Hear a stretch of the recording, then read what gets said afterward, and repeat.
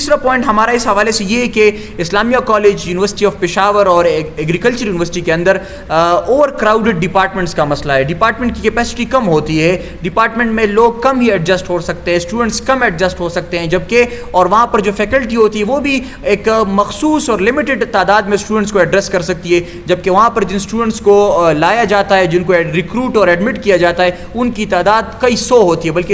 بلکہ agriculture university میں تو چند ایسے ڈپارٹمنٹس ہیں کہ جس میں لٹرلی 1000 کے قریب اسٹوڈنٹس پڑھتے ہیں. تو یہ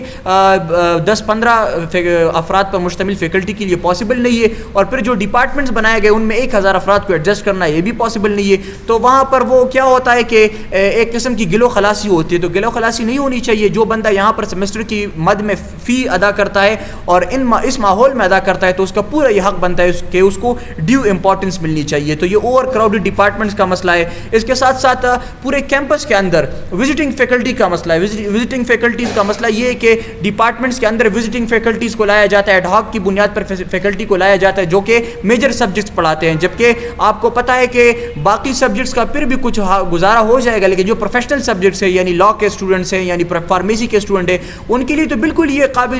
قابل برداشت ہے نہیں کہ ان کے میجر سبجیکٹس وہ لوگ پڑھا رہے ہوں کہ جن کا کوئی ایکسپیرینس نہ ہو، کہ جو ابھی ریسنٹلی اسٹوڈنٹس رہ چکے ہوں. تو ان کے لیے پاسبل نہیں ہوتا کہ وہ اس انداز سے پڑھا سکے کہ جو ایک پرماننٹ فیکلٹی آپ کو پڑھا سکتا ہو. اور یہ فارمیسی کے جو ایکٹ ہے، ریگولیشن ایکٹ 2005 کے خلاف بھی ہے کہ وزٹنگ فیکلٹی وہ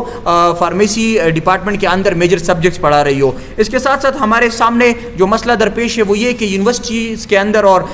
کیمپس کے اندر بالعموم یہ جو ایڈمنسٹریٹو پوسٹ ہے یعنی رجسٹرار اور